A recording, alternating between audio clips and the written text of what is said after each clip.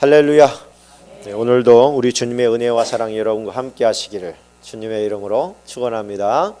네, 오늘은 숨겨진 영웅 시리즈 12번째 여호사밧이라고 하는 이 여인에 대해서 살펴보고, 이 여인으로 말미암아 우리에게 주고자 하는 하나님의 메시지가 무엇인가에 대해서 한번 생각해 보려고 합니다. 여호사밧을 이야기하려면 그 배경을 이야기하지 않을 수가 없습니다.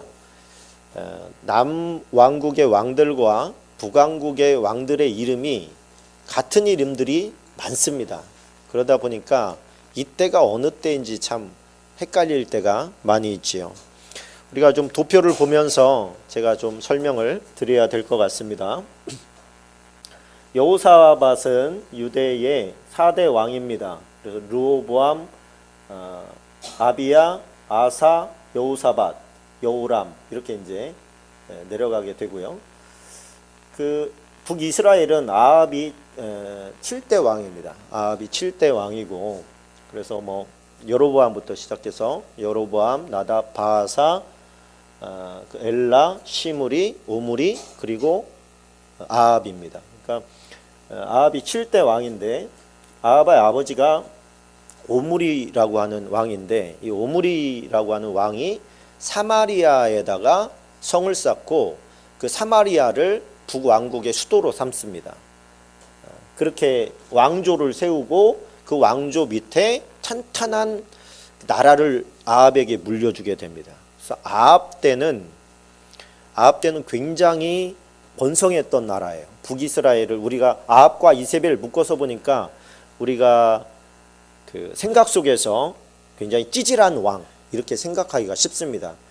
신앙적으로 볼 때는 굉장히 찌질한 왕이 맞습니다. 그리고 또 공처가였습니다. 그러나 경제적으로 볼 때는, 나라적으로 볼 때는 북왕국에서 가장 위대했던 그 이제 종교적으로 말고 경제적으로나 어떤 국력으로나 이런 걸로 봤을 때 여로보암 2세로 봅니다. 여로보암 2세가 북이스라엘의 13대 왕입니다. 그때 외에 두 번째로 강한 나라가 아합 시대의 왕이었습니다. 네, 아합 시대의 왕이었는데 오므리 왕이 아합을 결혼을 시키는데 그 위쪽 우리가 잘 아는 시돈 지역, 바알과 아세라를 섬기던 그 나라의 왕과 그 아들을 정략 결혼시킵니다. 그 아들이 누구냐면 아합이에요. 그리고 시돈 왕 엣바알의 딸이 이세벨입니다. 그러니까 이세벨을 아합 왕에게 시집 보낸 거죠. 이제 정략적으로 결혼을 해서 시돈과 북이스라엘이 친분 관계가 있는, 동맹 관계가 있는 그런 나라가 됩니다. 이세벨은 자기의 나라에서 섬겼던 신, 바알과 아세라 신을 가지고 와서 북이스라엘에 심기 시작합니다. 그래서 결혼을 빙자한 사단의 하수인이죠. 근데 그때는 그런 걸 몰랐어요. 시돈 지역이 잘 살았습니다. 백향목 같은 것들이 많이 나는 도시이기도 하고, 또 무역항이 있어서 외국에서 많은 이런 자원들이 들어왔기 때문에 잘 사는 나라였어요. 그래서 이 이세벨은 북이스라엘에는 분명히 하나님을 섬긴다고 하는 성소가 있고, 물론 그것이 여로보암이 세운 송아지 우상이고 그렇긴 하지만 사람들의 마음속에는 자기들이 하나님을 섬기고 있다고 생각을 하고 있었어요. 그런데 이 이세벨이 가지고 온 종교, 그 종교를 보니까 미혹이 생깁니다. 이 바알과 아세라는 풍요와 다산의 신이거든요. 풍요롭게 하는, 한마디로 말하면 물질적으로 부유하게 해주는 신인 거예요. 그런데 하나님은 그 모든 것들을 다 통틀으신 신이긴 하지만 이스라엘 역사 가운데서는 전쟁의 신으로 알고 있었습니다. 여호와는 전쟁의 신이다, 이렇게 이해를 하고 있었던 거예요. 그런데 평화의 시대 아닙니까? 평화의 시대이다 보니까 우리가 지금 전쟁의 신은 전쟁할 때 필요한 신이긴 하지만 지금 평화의 때니까 우리가 이 농사 짓고 또 양치고 이렇게 하는 데 있어서 많이 새끼들을 낳고 우리가 잘 먹고 잘 살아야 되는데, 그러기 위해서는 전쟁의 신이 아니라 풍요와 다산의 신이 필요한 거 아니냐, 그렇게 설득이 되었습니다. 그래서 그들은 북이스라엘의 하나님 여호와 사상은 급속도로 쇠락해가고 풍요와 다산의 신은 바알과 아세라 신이 흥왕케 되는 일이 벌어졌던 거예요. 그런데 참 안타깝게도 뭐냐면 이 이세벨이 북이스라엘로 시집 오고 나서 아합이 굉장히 흥왕하게 됐다는 거예요. 북이스라엘이 아주 잘 살게 됐다는 거예요. 그러니까 여호와를 섬길 때와 바알과 아세라를 섬길 때를 비교해봐라. 언제가 더 잘 사냐? 이렇게 되어버리니까 할 말이 없는 거예요. 뭐 온 우주의 하나님이시라고 하는데 내가 원하는 이 자그마한 것도 안 들어주고 소망도 안 들어주고 그러는데 바알과 아세라 신에게 가가지고 구하면 잘 살게 된단 말이에요. 성공하게 된단 말이에요. 그가 원하는 것을 막 이루어준단 말이에요. 그러니까 사람들의 마음이 자연스럽게 바알과 아세라에게 쏠리게 됩니다. 그렇게 북왕국이 흥왕하고 있을 때 남유대의 왕이 누구냐면 여호사밧이라고 하는 왕이에요. 위대한 아사 왕의 아들입니다. 근데 여호사밧에 대한 성경의 평가는 그가 일평생 여호와를 구하는 삶을 살았다, 이렇게 이야기를 하는 거예요. 근데 이 남유대가, 이 사람은 이때도 좀 괜찮았습니다만 북이스라엘에 비해서는 좀 약했어요. 그래서 이 사람의 생각이 뭐였어요? 민족주의자라고 그랬어요. 우리가 북한과 남한이 힘을 합쳐서 잘 살게 되면 얼마나 좋을까, 이런 생각을 하는 것처럼 이 사람도 우리는 야곱의 12아들의 후손들이 아니냐, 저 북쪽 이스라엘과 선하게 같이 좀 친밀하게 지내면 얼마나 유익하겠느냐. 여호사밧의 생각에는 아합과도 친하게 지내고 아합과 동맹관계에 있는 시돈과도 친하게 지낸다면 그들의 기술력을 우리가 배를 건조한다든가 뭐 이렇게 하는 그런 경제력을 우리가 좀 가져올 수 있지 않겠느냐, 이런 이제 계산을 가지고 아합과 또 정략 결혼을 맺은 거예요. 아합과 정략 결혼을 맺을 때는 아달랴, 이 아합과 이세벨의 딸인 아달랴와 자기의 아들인 이제 여호람과 결혼을 시킨 겁니다. 결혼을 시켜서 이제 동맹관계가 된 거예요. 동맹관계가 되자마자 요청한 것이, 북이스라엘의 왕이 여호사밧에게 요청한 것이 뭐냐면 길르앗 라못을 우리가 같이 치자. 그 아람의 왕이 나한테 한번 포로가 됐던 적이 있는데 그 땅을 돌려주겠다고 하고 자기 뭐 성읍에 내 이름을 딴 길도 내고 뭐 그런다고 하더니 다 뻥쳤다. 다시 그 땅을 우리가 힘으로 되찾아 와야 되는데 워낙에 아람이 강한 나라이다 보니 힘이 좀 딸린다. 그러니 당신의 그 군대를 좀 파견해서 우리 같이 전쟁에 나갈 수 있냐?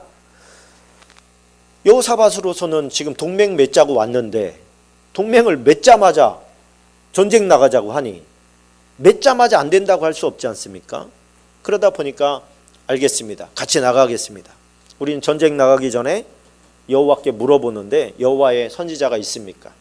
여호와의 선지자 말고 우리 그 바알과 아세라 선지자, 또 그 북이스라엘 송아지 우상을 섬기는 그 선지자들이 우리가 많이 있습니다. 그들의 예언을 들어봤는데 이미 우리가 다 승리한다고 다 얘기를 했습니다. 그때 이제 반대 이론을 냈던 선지자가 있지 않습니까? 우리가 잘 아는. 그런데 그 전쟁에 패하지요. 그래서 아합 왕이 죽습니다. 아합 왕이 그 전쟁에서 패하고 이 여호사밧은 간신히 유대로 도망와서 이제는 북이스라엘과 조금 뭐라 그럴까요? 거리를 두면서 남유대의 신앙을 더 돈독하게 합니다. 자, 그런데 문제는 뭐냐면 여호람과 아달랴를 결혼시켰다는 거예요. 며느리가 이미 들어와 있어요. 며느리가 들어올 때 무슨 신을 가지고 와요? 바알과 아세라 신을 가지고 와요. 바알과 아세라 신을 가지고 들어오는데 들어와서 이 사람은 뭐라고 바알과 아세라 신을 전파하겠어요? 유대를 보면서 그거 봐라.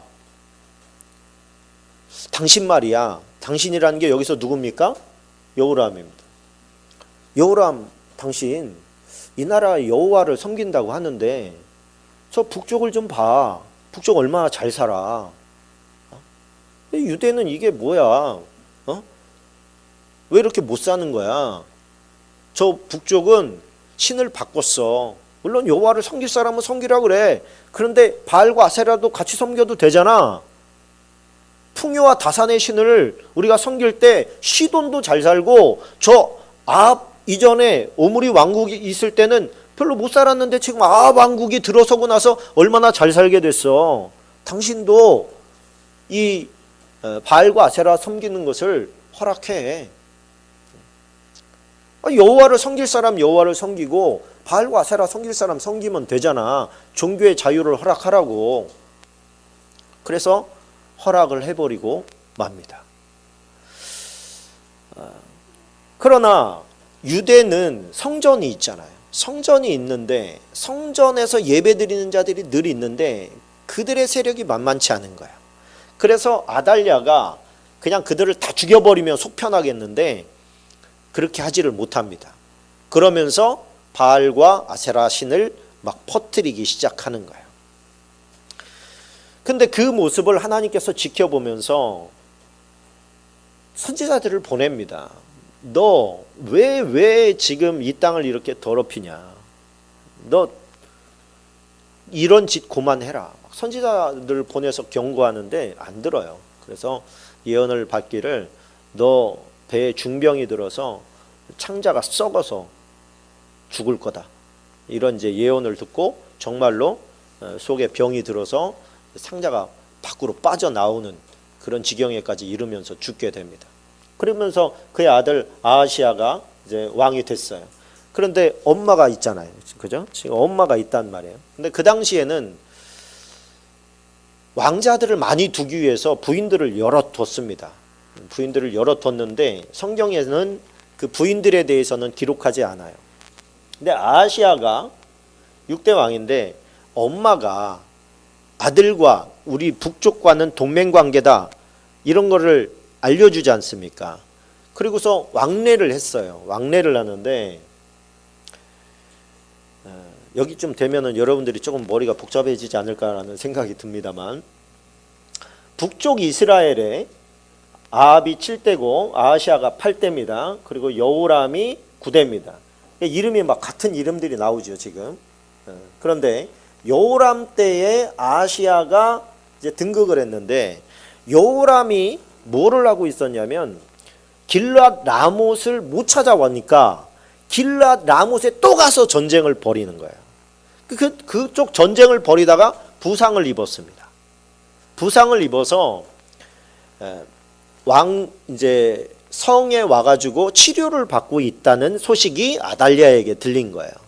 그러니까 아달랴가 왕에게 왕자들을 이제 데리고 가서 조문해라.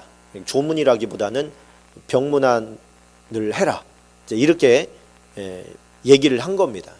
그래서 이제 그 배에서 난 자식들을 데리고 병문안을 간 거예요. 병문안을 갔는데 마침 그때 어떤 일이 벌어졌냐면 북이스라엘의 쿠데타가 벌어진 거예요. 북이스라엘의 10대 왕이 예후인데 이 예후가 우리가 그게 성경에 다 있는 얘기입니다. 지금 제가 그냥 스토리식으로 풀어낸 거예요. 예후는 하나님의 기름 부으심을 받아가지고 너 아합의 집을 쳐라. 다 쳐서 그 집안을 쑥대밭 만들어 버려라. 다 없애버려라. 이런 하나님의 명령을 듣습니다. 그런데 이 아합은 누구였냐면 지금 길앗 라못을 치다가 왕이 부상당해서 잠깐 그 휴전을 하고 있는 그런 상태였어요. 근데 그때 엘리사가 보낸 이제 시종이 와서 기름을 붓고 하나님께서 당신이 왕이라고 합니다. 하나님께서 아합 집안을 멸하기로 작정하셨는데 그 사명을 당신에게 줬습니다. 당신은 가서 아합 집안을 멸하십시오. 그래서 이 사람은 앞에 이제 군장들이 장군들이 이제 쫙 있는 가운데서, 아니 그 장교들 중에 한 명이 그럽니다. 저 미치광이가 와가지고 뭐라고 합니까? 그랬더니 너희도 다 알잖아 그러는 거예요. 아, 모르는데요. 무슨 일입니까? 뭐라고 얘기했는데요? 그랬더니 제가 와가지고 나한테 여호와의 이름으로 기름을 붓고 내가 북이스라엘의 왕이래. 그랬더니 거기 있던 장군들이 한 사람도 예외가 없이 그 자리에서 겉옷을 벗어서 땅에 깔고 무릎을 딱 꿇고 당신은 우리의 왕입니다. 예후가 우리의 왕이다. 이렇게 그냥 추대해버려요. 그렇다면 한 사람도 왕에게 가서 이 이야기를 전달하는 자가 없게 해라. 철저히 봉쇄해서 이제는 온 거예요. 와서 왕을 죽였습니다. 왕을 죽이고 왕의 일족들을 다 죽였어요. 그런데 마침 그때에 병문안 온다고 이 남쪽에 있던 그 왕과 또 그 형제들이 온 거예요. 예후의 입장에서는 골치 아픈 문제가 갑자기 생긴 거예요. 지금 이쪽은 다 정리가 돼 가는데 갑자기 남쪽에서 올라와 버리니까 그때 그들도 죽여라. 그래가지고 그 형제들이 다 같이 몰살당하는 일이 벌어지게 된 겁니다. 자식들이, 자기 뱃속으로 난 자식들이 다 죽었다는 얘기를 아달랴가 듣고 절망했겠지요. 다른 배를 통해서 나온 왕자들은 아직 있는 거예요. 근데 그 왕자들을 일어나서 그 소식을 듣자마자 아, 이대로 있다가는 내가 죽겠구나. 지금 북왕조가 끝났는데 북왕족이 지금 전멸 상태라고 하는데 여기서 내가 여기서 죽으면 우리 집안은 완전히 끝나는구나. 그래가지고 자기가 손수를 쳐가지고 다른 배에서 난 자식들을 다 죽입니다. 다 죽여요. 다 죽여요. 그 가운데서 다 죽인다는 소식을 듣고 여호사부앗이 간신히 한 왕자를 구출해내는데 성공을 합니다. 그게 요아스예요. 요아스. 이 여호사부앗의 아내가 남편이 누구냐면 여호야다라고 하는 대제사장이에요. 대제사장이다 보니까 성전에 들어갈 수가 있잖아요. 아달랴는 성전에 안 들어와요. 그리고 일반인들은 성전에 들어갈 수가 없어요. 그런데 왕은 들어갈 수가 있거든요. 그러니까 처음에는 자기 침실에다가 숨겼다가 다음엔 성소로 이동을 해서 성전에서 그를 6년 동안 케어를 하면서 보호를 합니다.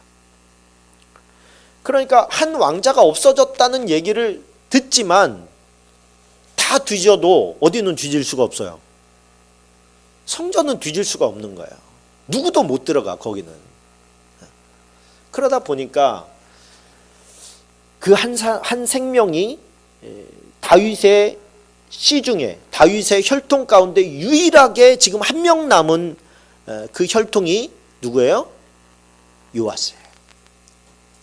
만약에 이 요아스가 죽었다면 하나님께서 다윗에게 언약한 너의 후손이 이 왕조를 이끌어 갈 거다라고 하는 하나님의 언약이 그 자리에서 끝나게 되는 그런 상황이 지금 벌어지게 되는 겁니다. 그런데 이 요아스를 한 명을 건져낸다고 하는 것은 여호사부앗의 입장에서는 목숨을 걸 수밖에 없는 거예요. 만약에 지금 쿠데타가 성공한 거예요. 아달랴가 성공했어요. 다 죽이는데 성공했고 한 사람 도망친 거 외에는 정권을 다 잡았습니다. 그러니까 지금 들통만 나면 죽을 수밖에 없는 상황이 되어버린 거죠. 그러니까 이미 구해낼 때 목숨이 날아갈 것을 자기뿐만이 아니라 제사장들까지도 다 죽을 수밖에 없는 상황이 될 수 있다는 것을, 반역죄잖아요.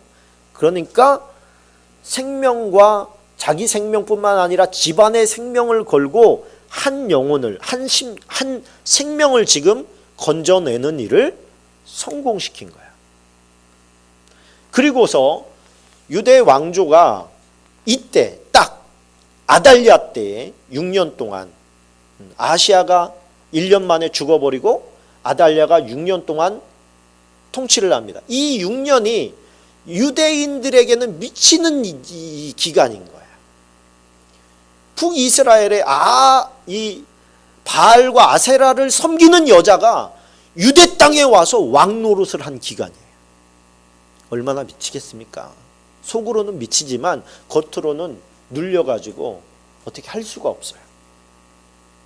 이미 바알과 아세라 신은 남쪽 유대에 곳곳에 다 들어가 있고, 바알 여호와의 성전으로 향하던 자들이 바알과 아세라로 가는 일들이 이미 오래전부터 벌어져 있어요. 그러는 가운데 성전이 부서져가고 낡아져가고 이렇게 해도 수리를 할 수가 없어. 힘이 없어가지고, 돈이 없고. 그런 지경에 6년 동안 세우고 난 다음에 그 다음에 여호야다가 대관식을 합니다. 우리 한번 사진을 한번 볼까요? 이게 여호사부앗이 구출해 내는 장면입니다. 그리고 이거는 지금 어린 7살이죠. 이제 1살 때 구출해 내 가지고 6년 동안 키워서 7살 때 대관식을 하는 장면이에요. 그리고 다음 사진은 한 장 더 넘겨주세요. 요거는 지금 아달랴가 반역이다 반역이다 그러면서 지금 막 손을 들고 사람들을 불러 모으는데, 이미 사람들의 마음과 이때가 안식일이었는데, 안식일에는 군대가 성전을 호위하는 군대가 2배로 늘어납니다. 그리고 왕궁을 경비하는, 평상시에는 왕궁을 경비하는 게 2고 성전은 1인데 안식일에는 성전이 2고 왕궁이 1인 거예요. 군사적으로 또 이제 득세를 하는 것이죠. 그리고 이미 각 장군들에게 다 얘기를 해놨기 때문에 철저하게 비밀리에 벌어진 거예요. 그런데 왕이 세워지고 머리에 왕관이 쓰여지는 순간에, 기름 부음이 되어지는 순간에 주체할 수 없는 막 그 기다렸던 사람들의 이런 환호성이 막 들린 거예요. 그러니까 성전과 왕궁은 붙어 있기 때문에 아달랴가 벌떡 일어납니다. 그래가지고 이게 무슨 소리냐? 그러고서 막 가보니까 성전에서 대관식이 벌어진 거예요. 그러니까 아달랴 입장에서는 뭐예요? 반역이 일어난 거죠. 반역이다 반역이다 그랬더니 군대 장관에게 끌고 나가서 죽여라. 그래가지고 끌고 나가서 죽게 되는, 여호야다와 그 요아스가 부서진 성전을 보수하면서 다시 정신적인 이런 신앙 공동체를 세워 나가게 됩니다. 여호야다가 죽은 다음에는 이 사람도 타락하게 됩니다. 그러나 다윗의 후손은 다시 많이 이제 씨를 뿌려놓은 그런 상태예요. 그게 오늘 배경입니다. 전체 배경입니다. 오늘 배경과 스토리를 듣고 제가 2개의 어떤 우리가 마음에 담아야 될 메시지를 뽑았습니다. 그 첫 번째는 뭐냐면, 하나님이 만약에 부요함을 주지 않고, 요즘으로 치면 뭐 불교나 아니면 이슬람이나 다른 종교에서 나를 더 부강하게 만들어주고 성공하게 만들어주고 대박치게 만들어준다면 당신은 가겠느냐는 거예요. 아니면 병행해서 섬기겠다는 거예요. 이 사람들은 전쟁의 위험이 언제든지 도사리고 있었기 때문에 전쟁의 신인 여호와가 필요했어요. 그러나 실제적으로는, 현실적으로는 돈이 필요한 거예요. 풍요로움이 좋은 거예요. 부자가 되고 싶은 거예요. 성공하고 싶은 거예요. 그런데 그때까지는 부자가 되게 해주세요, 성공하게 해주세요, 이런 기도를 하나님 앞에는 드리지 않았어요. 왜? 그 하나님께서 책임진다고 했기 때문에 거기에 뭐 더 뭔가를 구하는 것이 조심스러웠던 것 같아요. 자, 보세요. 전체적인 그림을 한번 보십시다. 아합의, 유대가 더 정복하기 어려웠겠어요? 북이스라엘이 종교적으로 정복하기 더 어려웠겠어요? 유대가 더 어려웠을 거예요. 유대가. 그래서 바알과 아세라 사상은 유대로 먼저 들어온 게 아니라 좀 더 쉬운 북이스라엘로 들어갔어요. 사람을 잡아뜨릴 때는 그 사람이 믿고 있는 강력한 것을 먼저 치지 않아요. 먼저 타협할 수 있는 주변의 것을 먼저 칩니다. 그래서 우리가 신앙이 무너질 때는 한 방에 팍 지옥으로 떨어지는 게 아니라 맨 끝에서부터 조금씩 무너뜨리는 거예요. 맨 앞자리에서 늘 기도하던 사람이 뒤로 갔다가 나중에는 문 밖으로 갔다가 뜨문 오다가 안 오는 것과 같은 거예요. 한 방에 무너지지 않아요. 사단은 조금씩 갉아먹습니다. 근데 여기에 있어서 제가 하나님 앞에 질문할 수밖에 없었던 것은, 왜 하나님 다른 신을 섬기는 것보다 하나님을 섬기는 자들이 더 못 살아야 됩니까? 라고 하는 질문이었어요. 왜 바알과 아세라가 풍요와 다산을 줄 수 있다면 하나님이 더 크게 주실 수 있지 않으셨습니까? 이런 거였어요. 근데 제가 느낀 답은 뭐였냐면, 우리에게 목적한 하나님의 그 뜻은, 목적은 너희의 부요함이 아니라, 너희의 풍요로움이 아니라 사랑이라는 거예요. 사랑. 그런데 그 사랑이 풍요로움으로 말미암아 사랑을 잃어버리는 경우가, 사랑이 더 돈독해지는 경우보다 훨씬 많다는 거예요. 이게 저에게 준 깨달음이었습니다. 너는 사랑받는 존재지 풍요로움을 주는, 나는 사랑을 주는 존재지 풍요로움을 주는 존재는 아니다라는 거예요. 물론 하나님께서 못 줘서 안 주는 게 아닙니다. 그러면서 하나님께서, 예수님께서 해주신 말씀이 뭡니까? 하늘의 보화를 쌓아놓아라. 그런 거 아닙니까? 내가 너희를 위해서 처소를 예비하러 간다. 예수님께서 이 땅에서 너희가 잘 먹고 잘 살게 되는 것을 말씀하신 적이 없어요. 누구든지 나를 따라오려거든 자기 십자가를 지고 나를 따라오라는 거예요. 만약에 하나님께서 성공과 풍요로움과 부를 우리에게 주시는 하나님이라면 이 땅에 가난한 목사들은 없어야죠. 그렇지 않습니까? 이 땅에 뭐 잘 먹고 잘 사는 목사들도 많아요. 큰 교회에서 수백억씩 해먹었다는 목사들도 있지만, 이 땅의 70%에서 80%는 다 약한 교회들입니다. 우리 교회만 봐도 제가 보니까, 어떻게 보니까 제가 제일 가난한 것 같아요. 어떻게 하나님께 더 많이 말씀을 보고 기도하고 말씀을 준비하고, 그러면 어떻게, 어떻게 보면 우리가 하나님께 가까이 있는 사람 아닙니까? 늘 하나님의 이름을 부르는 사람 아닙니까?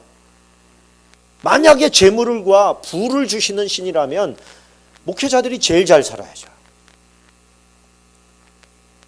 근데 그렇지 않아요. 찌질해. 그럼 불쌍한 사람이냐는 거예요. 불쌍한 사람이냐. 그 불쌍한 사람이냐는 인식은 누구로부터 온 거냐는 거예요. 예수님은 대궐 같은 집에서 사셨습니까? 큰 집에서 사셨습니까? 날마다 호화로이 연락했습니까? 예수님 스스로 고백할 때, 나는 머리 둘 곳도 없다. 길바닥에서 자고 산에서 그냥 겉옷 덮고 주무시고 그랬다는 거예요. 그러니까 우리의 인생은, 우리의 삶은 이 땅에서 뭔가를 더 많이 누리고 갖고 부유해지기 위해서 살아가는 존재가 아니라, 하나님의 나라로 모든 것을 다 딜레이 시켜놓은 사람들이에요. 미뤄놓은 사람들이에요. 우리 교회에서 대천에 누님댁 매형 집으로 수련회를 한번 간 적이 있습니다. 그죠? 거기에서 이제 먹고 자고 해수욕장도 갔다 오고 이렇게 했는데, 그 매형이 예전에 우리나라 외화 벌이를 할 때, 우리나라 서독 이런 데로 광부나 간호사로 보내고 사우디로 막 돈 벌러 보낼 때, 왜 달러 벌러 보내지 않았습니까? 그때 사우디로 이제 일을 나가셨던 분이에요. 결혼을 해놓고 자식을 하나 놓고 사우디로 갔어요. 돈 번다고. 갔는데 낮에는 일을 하지 못해요. 너무 더워서. 밤에 불 켜놓고 일을 하는데 그 일을 내서 돈을 한국으로 보내는 거예요. 한국으로 보내면 한국에서는 이제 누님이 그 돈을 관리를 하는 거죠. 근데 얼마나 자리운고비처럼 아주 돈을 아꼈는지 말이죠. 철저하게 아끼는 거예요. 철저하게 아끼는 거예요. 그때 별의별 얘기가 많았습니다. 그 남편은 막 가가지고 그렇게 힘들게 돈 버는데 여기 충바람 나가지고 막 그 돌아다니면서 바람 피면서 돈 다 날리고, 남편이 그 고생 끝에 이제 왔더니만 집에 아무것도 없고 마누라도 없고 빈털터리인 거야. 그가 수고한 것이 다 헛된 것이죠. 그 뜨거운 곳에서 고생하면서 땀 흘려서 번 것이 다 헛된 것이 돼버린 것이죠. 자, 그런데 성경은 뭐라고 얘기하냐면 우리가 마치 지금 사우디에 가서 독일의 광산에 들어가서 일하고 있는 자들과 같다는 거예요. 우리가. 그래서 주님께서는 우리는 다 나그네 인생이라는 거예요. 거기 잠깐 머물러서 이 땅에 우리나라에 재물을 쌓아 놓으려고 잠시 가 있는 것과 같은 거죠. 그렇게 또 철저히 아끼고 모아 놓으니까 그걸로 자본금이 되어서 식당을 하고 더 큰 식당을 하고 이렇게 돈을 벌어 나가는 것이죠. 근데 우리는 마치 그 사우디에서 영원히 살 것처럼 내가 여기에서 막 더 좋은 대접받기를 원하고 더 큰 집 갖기를 원하고 더 성공하기를 원하고 마치 그곳의 마음을 다 빼앗긴 것처럼 언젠가는 기간이 되면 와야 돼요. 연장을 못하면 다시 와야 돼. 무조건 와야 돼. 더 있고 싶어도 못 있어요. 우리의 인생이 그렇다는 거예요. 하나님께서 너는 와라. 그럼 들어와야 되는데 천상에 뭐가 있는지를 모르는 거죠. 우리가. 여러분들은 어떻습니까? 하늘에 보화가 많이 쌓여 있습니까? 우리가 어차피 그곳에 가야 되는데 와보니 빈털터리인 사람도 있고 와보니 뭔가를 할 수 있는 충분한 돈이 마련되어 있는 사람도 있잖아요. 우리가 천상에서 주님을 만날 때에 이미 하나님의 말씀은 다 기록되어 있는데 노 크로스 노 크라운이라는 얘기가 있어요. 십자가 없이는 영광도 없다.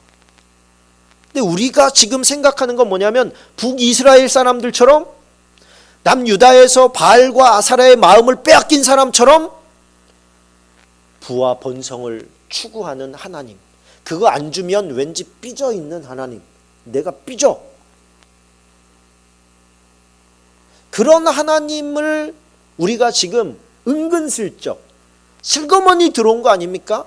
슬그머니 들어와서 완전히 잠식해버렸어요. 초대교회 성도들이나 성경에서는 이 땅에서의 고난을 당연하게 여기어라. 나를 핍박했으니 너희도 핍박할 거다.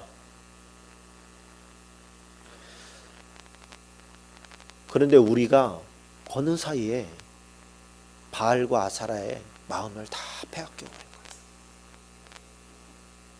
하나님이 살아계시면 왜 나한테 부요함을 주지 않습니까? 왜 다른 사람보다 성공하게 안 합니까? 왜 내 병 안 고쳐줍니까? 그렇게 바알과 아사라에 가가지고 구했던 것을 우리가 지금 하나님의 성전에 와서 바알과 아사라에게 구하고 있는 것처럼 구한다는 말이에요.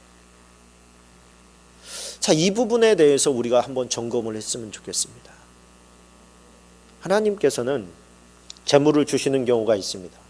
그런데 그것은 네가 이 땅에서 호화롭게 부자처럼 날마다 연락하면서 잔치 벌이면서 잘 먹고 잘 살라고 주는 게 아니고 섬기라고 주는 거예요.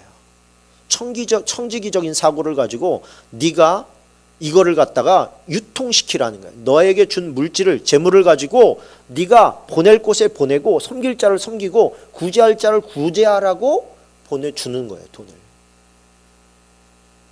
이걸 가지고 만약에 내가 내 거인 것처럼 누리고 마시고 그러다가 막상 그 보내주신 주인을 만나면 어쩔 거예요. 근데 이게 정말 미세한 차이라고 하는 것을 제가 감지를 하게 됩니다. 우리가 조엘 오스틴, 긍정의 힘 이런 거 쓴 목사들을 알고 있습니다. 얘기가 뭐예요? 당신은 잘 됩니다. 당신은 잘 됩니다. 하나님께서 축복해 주시니까 당신은 안 될 수가 없는 사람입니다. 그러면 아멘 막 그러죠. 그러면 순교한 사람들은 뭐예요? 지금도 가난에 허덕이면서 묵묵히 사명자의 길을 가는 사람들은 뭐예요? 저주받은 겁니까? 풍요와 번영을 이야기하는 하나님, 곰곰이 생각해 봐야 됩니다. 우리도 모르는 사이에 은근슬쩍 우리의 신앙을 도둑질당해요. 우리의 믿음을 도둑질당해요. 우리는 다시 말하건대 주님을 사랑하기 때문에 주님을 믿는 것이지, 주님이 나에게 주실 것 때문에 주님을 믿는 게 아니라는 거 우리가 생각해야 됩니다. 정확하게 말하면 하나님은 로맨티스트예요. 이 사랑에 목숨 건, 생명을 건 로맨티스트예요. 그런데 내가 너를 위해서 생명을 거니까 너도 나를 위해서 생명을 걸어 요구하시는 거예요. 그래서 우리는 나를 사랑한다면, 나를 사랑하신다면서요, 그렇다면 내가 원하는 걸 좀 주세요, 이렇게 나아가지 않았으면 좋겠습니다. 여러분, 다른 신들 종교가 많이 있지만 나를 위해서 죽었다고 하는 신이 있습니까? 나를 건져내기 위해서 대신 죽은 신이 있습니까? 없죠. 근데 우리는 자꾸 현실에 있다 보니까, 북이스라엘 사람들이 현실은 우리가 부자가 돼야 되잖아요. 잘 먹고 잘 사는 걸 원하잖아요. 그러다 보니까 타협이 들어가는 거예요. 하나님께서 막으신 것들도 자꾸만 타협을 해요. 그러나 그것은 결과적으로 볼 때는 망조였다는 거예요. 망조였다. 따라서 합시다. 우리는 사랑에 목숨을 건다. 우리는 주님을 사랑하는 것에 목숨을 겁니다. 자, 여호사밧을 우리가 숨겨진 영웅으로 보면서 그 안에서 얻는 또 하나의, 지금은 배경에서 얻은 우리의 교훈이라고 한다면, 그 한 여인의 그 생명을 건, 한 사람을 건져내기 위한 생명을 건 모험, 용기, 이거에 대해서 또 우리가 배우기를 원합니다. 생명으로 생명을 구원했던 그런 사람들이 좀 있습니다. 요게벳 같은 경우죠. 모세의 어머니 요게벳. 그는 모세를 태어나서 죽이지 않는다는 것, 그를 기른다는 것 자체가 본인들이 다 죽을 수 있는 범죄였습니다. 나라에서 막은 죄였어요. 그러나 그 생명을 자기 생명보다 귀하게 여겼기 때문에 그 생명을 건지기 위해서 최선을 다하죠. 6개월 동안 그를 길러냅니다. 더 이상 모든 지체들이 다 죽기 때문에 그를 갈대상자에 놔서 나일강가에 두기 전까지 그는 목숨을 걸고 그를 보호했습니다. 예수님의 모친 마리아도 마찬가지지요. 예수님을 출산하기 위해서는 자기 목숨을 걸어야 됐습니다. 돌에 맞아 죽을 수 있는 길이었거든요. 유다의 며느리 다말도 마찬가지입니다. 이 다말도 뭐예요? 시아버지의 씨앗을 얻었다가 아니라 큰 그림으로 볼 때 메시아의 조상, 하나님께서 약속하신 뱀의 머리를 상할 자가 오실 그 씨앗을 내가 남겨야 되겠다고 하는 믿음이 있었다고 히브리서는 기록을 하고 있는 거예요.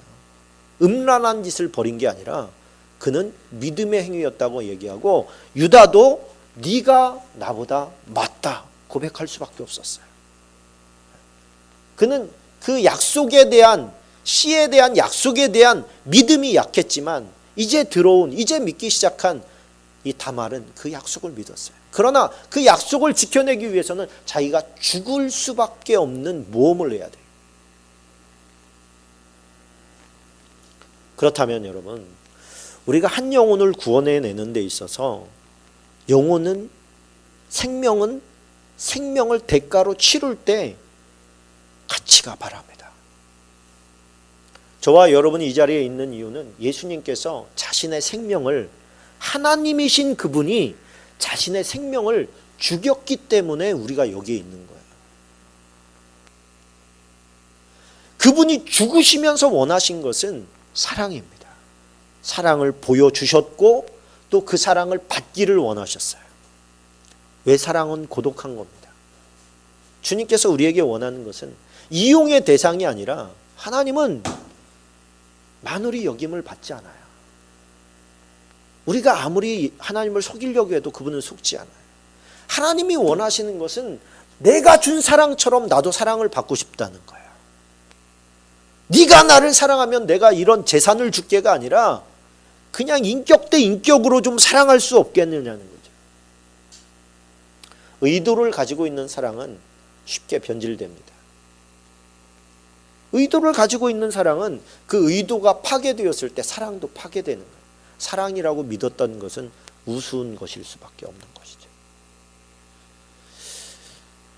그래서 부부가 연을 맺을 때는 사랑만 가지고 맺는 것이 가장 좋습니다.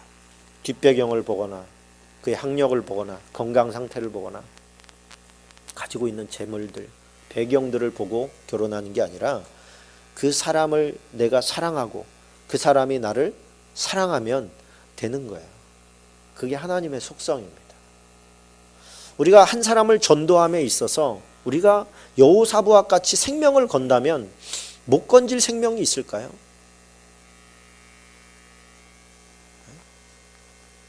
우리가 배우자의 전도를 놓고 많은 사람들이 기도하는 걸 봅니다. 저는 배우자를 전도하는 것은 그 배우자에게 달려있다고 생각해요. 그게 아내가 됐든 남편이 됐든 간에 아내가 남편을 전도하기를 원한다고 할 때 왜 남편을 전도하지 못하느냐? 남편으로부터 존경받지 못하기 때문입니다. 남편으로부터 사랑받지 못하기 때문이에요. 당신이 하는 믿음의 행위라고 하는 것, 신앙의 행위라고 하는 것이 그 남편을 감동시키지를 못해요. 왜? 이기적이기 때문에. 정말로 사랑의 목숨을 걸고 그 한 영혼이 내 생명보다 더 중요하다고 생각하는 여호사부앗의 마음을 가졌다면 아마 건지지 못할 분은 없을 겁니다. 그의 영혼의 구원을 놓고 내가 죽어도 좋습니다. 내가 그의 생명을 건지다가 걸려서 나뿐 아니라 우리 집안이 멸문지화를 당한다 하더라도 나는 그 일이 더 중요합니다. 그 생명이 더 중요합니다. 그렇게 우리가 마음 먹고 행동할 수만 있다면 하나님께서 얼마나 기뻐하시겠는가. 그래서 오늘 핵심 두 가지는 그겁니다. 미묘하게 마음을 빼앗기는, 믿음을 빼앗기는 부와 풍요로움에 집중하지 마라. 하나님의 사랑에 집중해라. 두 번째는 한 영혼을 구하는데 여호사부와 같은 마음으로 구원을 해라. 우리가 한 사람을 품고 그 영혼을 건지기 위해서 내 생명보다 당신이 더 중요합니다라고 하는 그런 마음을 가지고 생명을 건다면 더 많은 사람들을 우리가 건져낼 수 있지 않겠는가? 구원해낼 수 있지 않겠는가? 할렐루야. 오늘 이 두 가지를 놓고 잠시 함께 기도하기를 원합니다. 하나님, 나에게도 그런 마음을 주시옵소서. 기도합니다.